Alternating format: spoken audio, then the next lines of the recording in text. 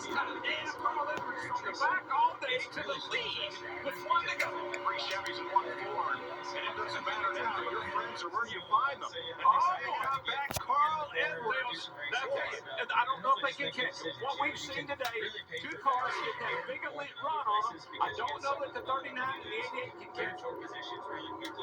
In the draft of Edwards and Keselowski. Carl Edwards restarted 8th. If that 09 can stay hooked to the back of that 99, it's going to be hard to get him. It's going to be close right here at the line. Can Keselowski try to win it? I don't know. I don't think he can step out until he waits till the last second to see if he's going to get outside. Is Edwards going to hold his own? Turns it? No. Newman's car. Edwards will not make it to the flag. Brad Keselowski won this race. Unbelievable. Carl Edwards' car destroyed, and Junior's protege, Keselowski, the winner, and Carl Edwards is moving around and ready to climb out. Larry, look at that. Carburetor's gone off completely gone. Carl did what he wanted to do. He stayed in the back all day long. He played it smart. Had this race possibly won. Not now. Yeah, it's a little bit. I guess the first 5-10 laps might be a little long. The win. That's going to be a huge factor. They don't know what's I'm sure where Carl's going. And I feel like it's not Maybe he just thinks if he it's runs the across guts, the right? start, Like people it's don't not know this gonna house does. That's what he's doing. That's what he's doing. Like a marathon, you know how he is. He's an athlete, a marathon runner. I want to finish the race. And he did, to a standing ovation from the crowd. Shades of Ricky Bobby.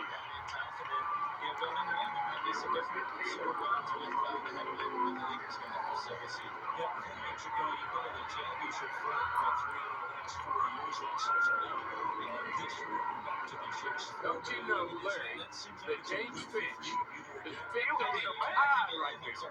Finch owns this car. He bought it from Rick Hendrick and leased the engine. A whole Hendrick package. Let's take a look, Mike. Carl Edwards, he opened it up just a little bit. Yeah, I'm not sure. I think this is a hard lick right into the fence. I mean, that car, that was like Bobby Allison did here in 1987. The catch fence did its job, and the car did its job. Thank goodness we have the new, much stronger, safer catch fences. And Newman took a hard hit from Edwards as well. Just a car with the room left on the bottom. What happened here is the 09 looked to the outside. Carl went up a little bit to block him, and 09 went right back to the bottom and clipped him. You know, the move looked a lot like the one that Brian Vickers put on Jimmy Johnson when Vickers won. Wow, but what a hit. Wow, that is 1987 all over again. Oh, my gosh. And did you see that? I believe it was Biffle that almost T-boned the 99. But watch. The 09's going to look to the outside where he already has. Carl went up to block him a little bit. Now he's going to come down to try to block him again and get one shot at it, but you don't get two. How could your life change? Watch this. Could you pray every day this Lent? I can literally tell you thousands What of a leg. stories of people who have been completely transformed. God is changing lives. He wants to change yours too. You know, and looking very carefully at the catch fencing that held, and I did not see any debris go into the grandstand, and that certainly is very gratifying to see. Well, I knew it was going to be wild. I didn't know it was going to be this wild. Here's a 3 back from him. This is from Carl's. Looking inside, 0-9.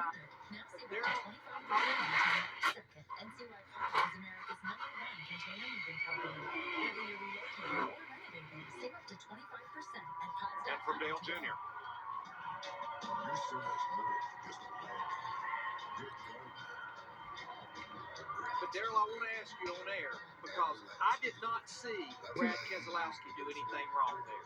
No, it was a blocking move on Carl. The 09 looked to the outside. Carl went up to block that move, and when Carl came down, the 09 was there.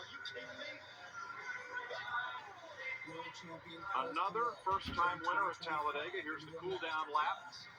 Dale Jr. and Brad Keselowski kind of getting together. Jr. with a big fist bump, and whoa, Keselowski didn't see him up there. Now, everybody's going to say that Kyle Busch spun the winner out after the race, but I beg to partner with you.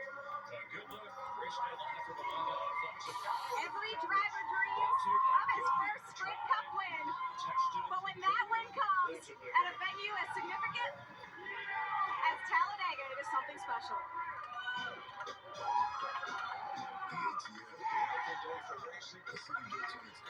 Brad Keselowski, as you pulled into victory lane, I saw your hands were shaking. Can you believe you just won a Sprint Cup race, and you did so at the biggest track of all? Wow, pinch me, I don't know. Am I awake? I'm going to pinch you. How about this team? God! How about that? All them fans out there, man. Thanks for coming. This is the best show on earth. We got to apologize to Carl for wrecking him, but man, the rule is you can't go below the yellow line. And he blocked, and I wasn't going below it. So I don't want to wreck a guy, but you're forced in that situation. So, but there's nothing else I could do. We had a lot of fun tonight. Man, it was that fun. I hope the fans did too, because this is NASCAR racing, and this is cool. Can you take us through that last lap and the moment you knew you just won a race as you crossed that start-finish line? Well, I kind of felt bad because I was watching Carl in my mirror wreck hard, and I hope he's okay. I feel bad about that, but man, that's the rule. He knows the rule as well as anyone else, and he put himself in that spot, and I don't want to wreck a guy, but he put himself there. So hope he's okay, and sorry for that, but what a great Chevrolet. How about that Chevy? Man, does this thing have some smoke. Man, I can't believe it. I appreciate it. His best finish coming into this race in the Sprint Cup Series, 19th. He is now a Sprint Cup winner. Matt? When the dust settled, Dale Earnhardt Jr. came home second. You had the perfect seat to watch your protege score his first win. Walk us through what you saw from your seat. Well, I had to deal with the 39 Ryan to break away from the pack and kind of do what we didn't do yesterday in the nationwide race. And we had it going, and I thought there's no way, we were staying tied together, and there's no way nobody can catch us. And they were smart enough to move up, which the higher lane had been easier and faster and lining the car out better all day. They were smart enough to run in the middle, and here they come. And I couldn't believe Brad was pushing that 99. I would have guessed anybody else, but he did an awesome job. I couldn't see what happened on the front straightaway. I was behind the 39, and I asked Tony Jr., I said, tell him what to do, because I can't see what they're doing up there if they're ranking. And he said, stay, they're spinning up the track, stay on the bottom. And it was a pretty hard hit that Ryan had, but I had a blast. The National Guard Amp Energy Chevrolet was running good all day long. It run up front, and I love these fans here. Enjoy watching a race like that, and it got a little boring sometimes in the middle, but man, it's just a long one. We're all just trying to stay around to the end. I can't thank my team enough, and I'm so proud of Brad. He did a great job. His family's got to be extremely happy. James Finch, as a car owner, it's just amazing, man. He's an awesome dude. Can you imagine the party that will be taking place tonight in Panama City, right? Oh, boy. I'm telling you. It will never be the same. Dale Jr. came within one position of being Rick Hendrick's fourth straight winner. Brad Keselowski, in only his fifth Sprint Cup start, becomes Talladega's 10th first-time winner. And yes, Carl Edwards makes it to the finish line. Run, Carl, run.